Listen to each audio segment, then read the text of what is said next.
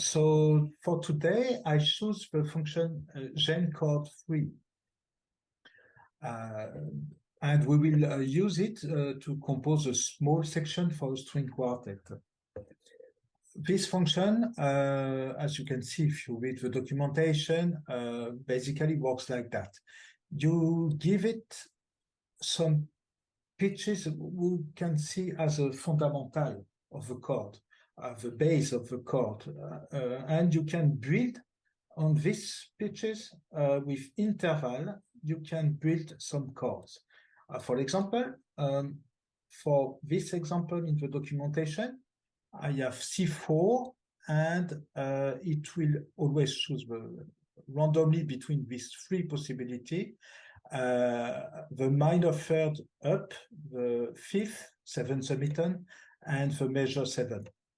So if I evaluate this expression, I will do in 1 minute, we will get C4 minor and with a major 7, major 7, and B, E flat, and so on. So let's try it.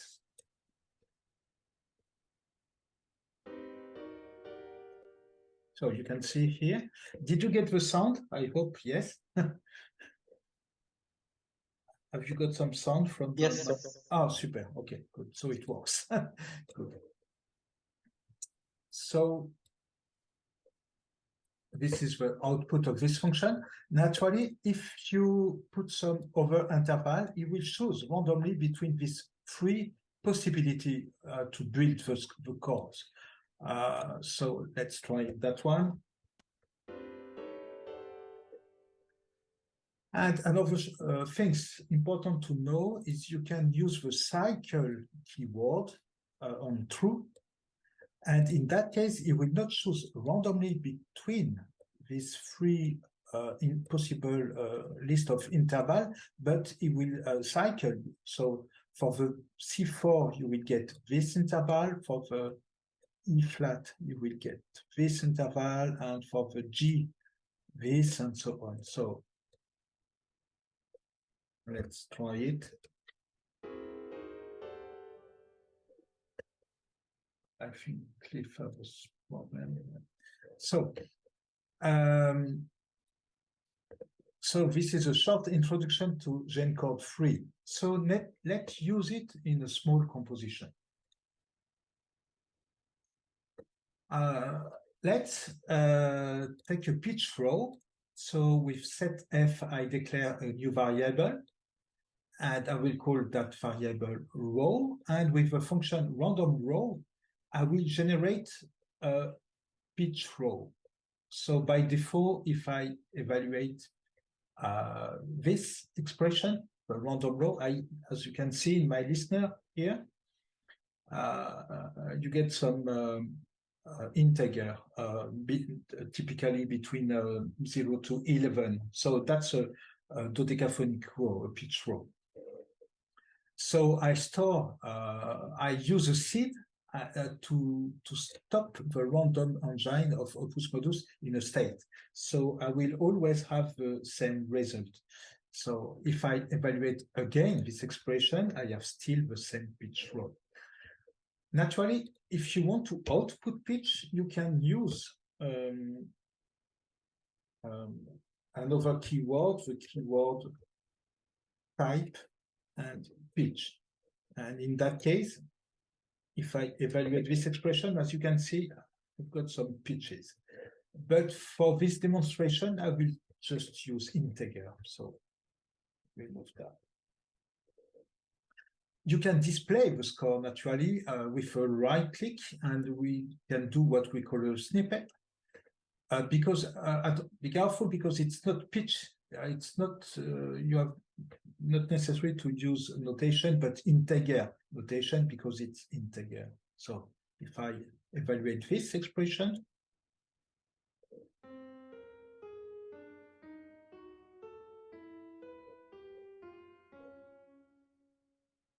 this is our random dodecaphonic row.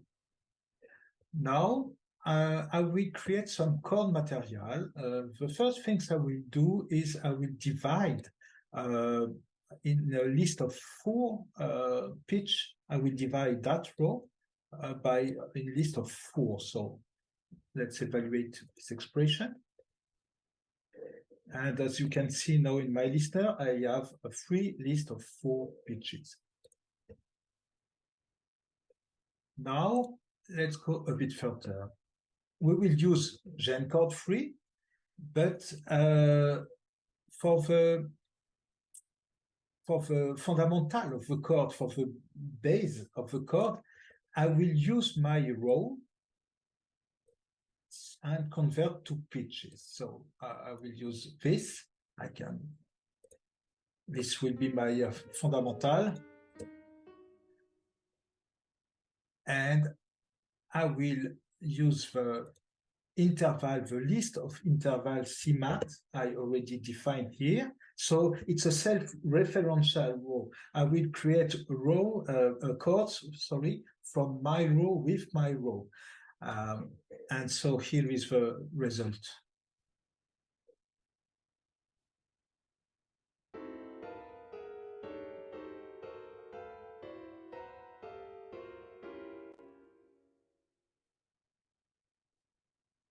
Now, first, the chords, the interval were chosen randomly in this CMAT list, but now I will activate the cycle keyword to get a cycle through the list.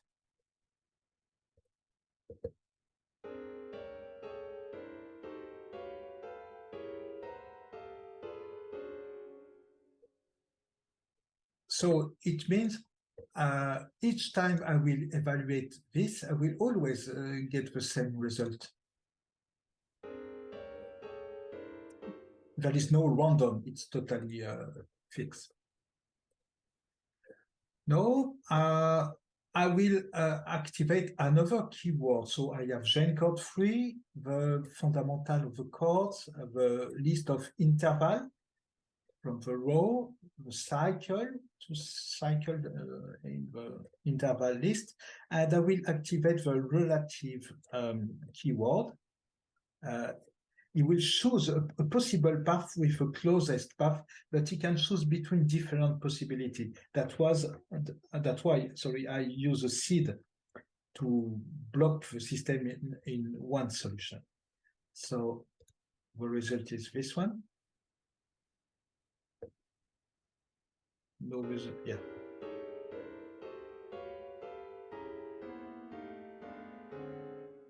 So the voice leading is a little bit better. A little bit more on the chord. I will show 2 ways of reorganize a bit the content of the chord. For example, here I have my chord list here, we just generated before. I put in a list with MC list, because if I evaluate my chord, you can see in my listener just a big list of chords.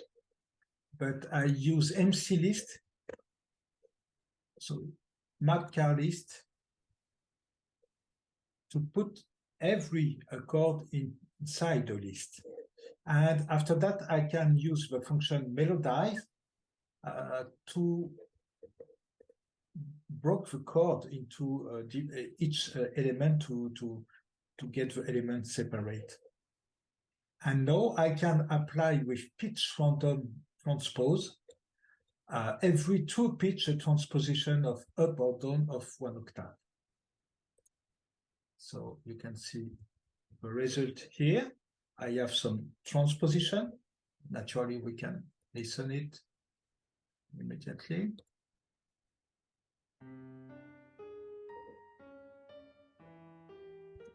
And I build chord again with chordized list, the last function. And so get this result.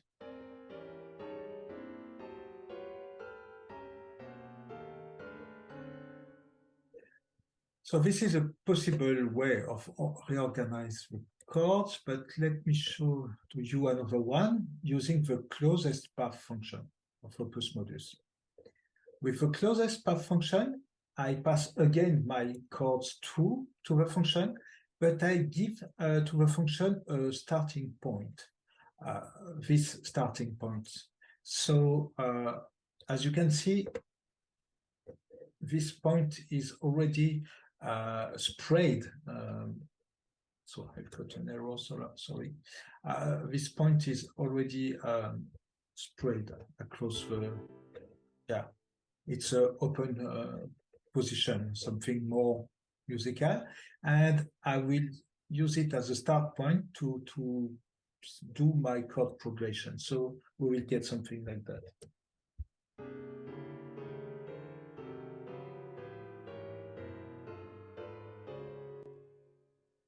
So we have a bit of chordal material, and now we can start to use it to do our small section for string quartet. The first things to do is to demix the pitches from the chord and to take the pitch. So for the violin one, it's a string quartet, so we need 4 pitch lines. And for the first pitch line, we will use the function pitch demix, and we say to Opusmodus, so this is chord 4,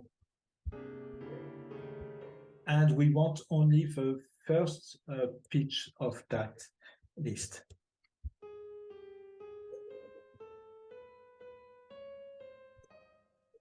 And we put that in the variable pitch line 1. Same for line 2, we demix, but the second line of pitches.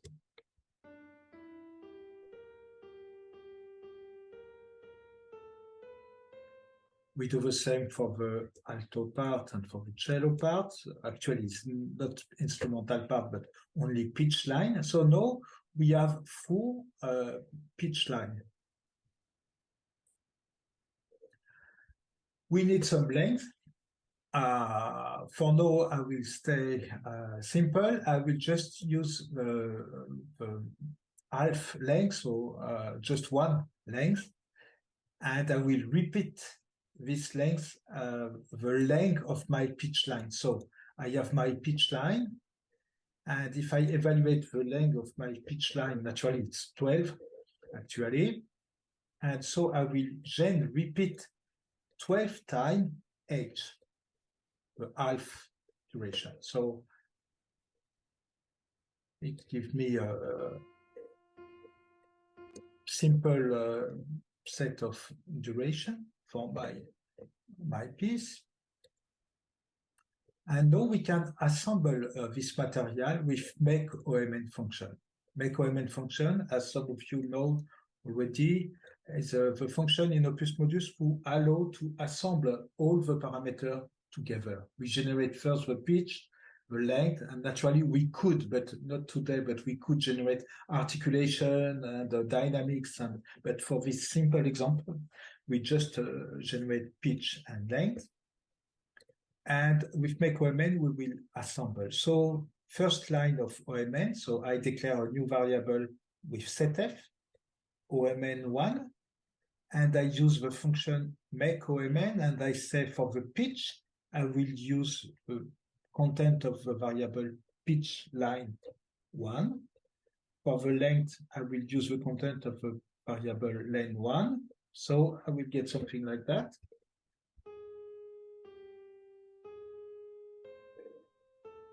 Naturally, actually, the rhythm is just some half value, so we have only that. For OMN2, I do the same, but with the content of pitch line 2, but I keep the same length value. Again for OMN3.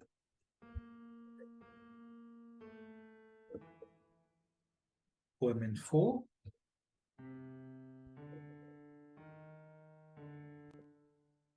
So we explode the content of our chords to 4 line. Now we have to do the instrumentation.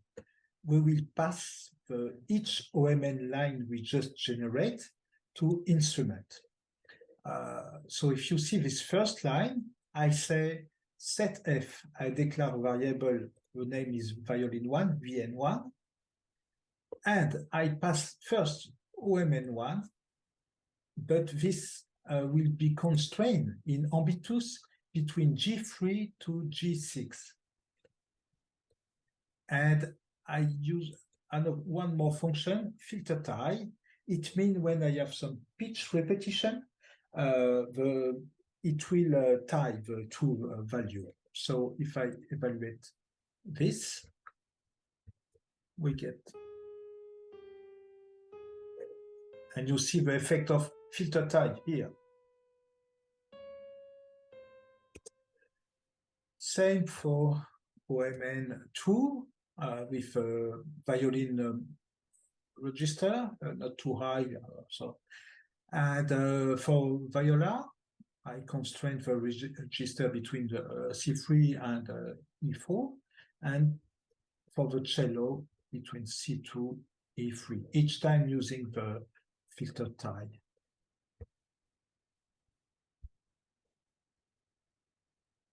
Now we can preview the score. So I call preview score. VSL1 is normally you can use GM. VSL1 is my template. In the future lesson on Composer Workshop, you will learn how to create your own template for that. And I say string quartet, and I pass my violin 1, 2, viola, and cello to my string quartet. And I say tempo is 65, and with a time signature of 4/4. So we can evaluate this and look at the result.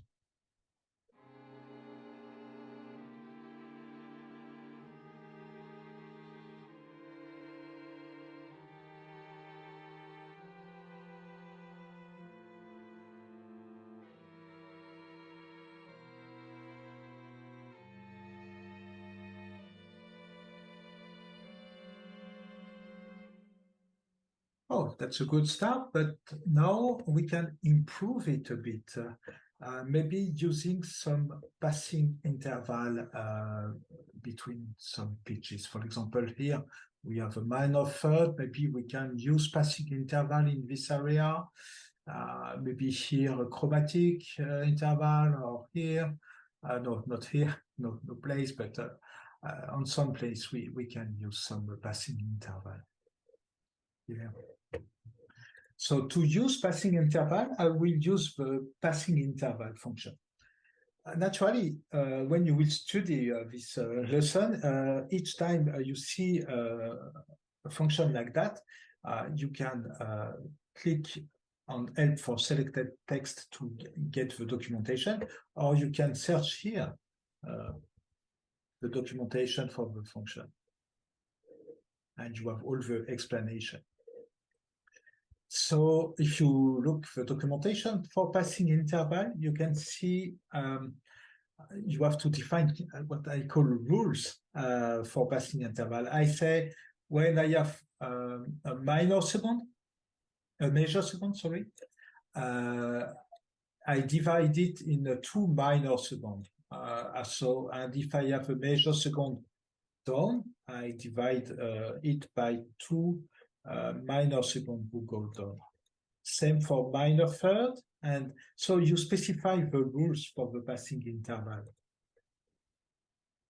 And now I apply these rules to each of my musical line, and I store the result in new variable here. So this is the first one, second, 3, 4. So now we can have a look to the result.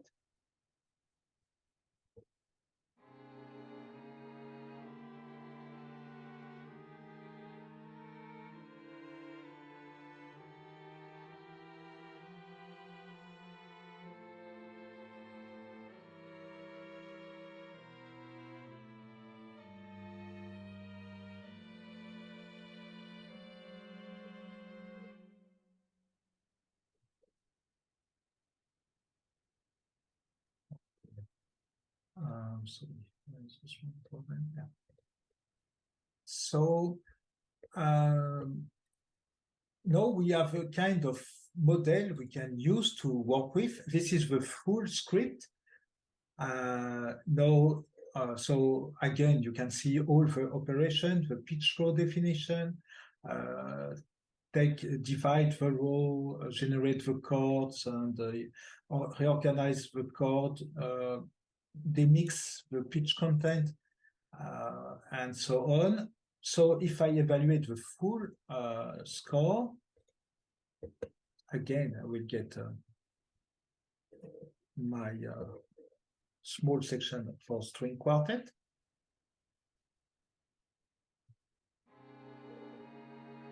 But now we have a model, we have a patch tool to work with.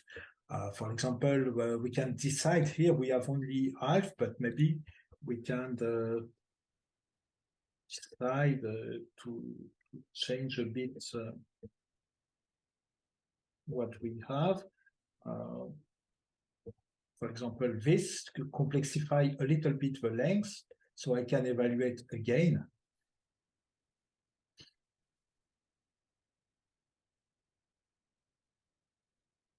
And it will become a little bit more interesting.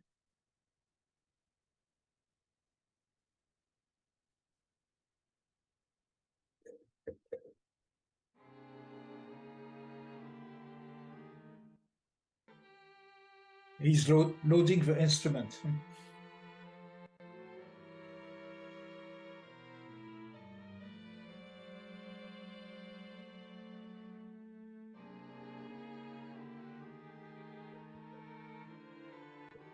Yeah, the Vienna Symphonic Library load instrument in background, so it's a little bit. This is naturally you can change the row using another row, or maybe what I call row could be seen just as a pitch material. So we can just say row and use, for example, something you choose.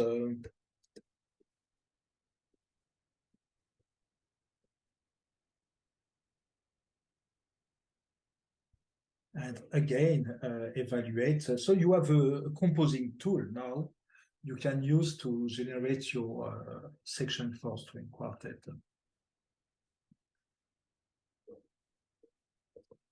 So he's doing the calculation with a new row.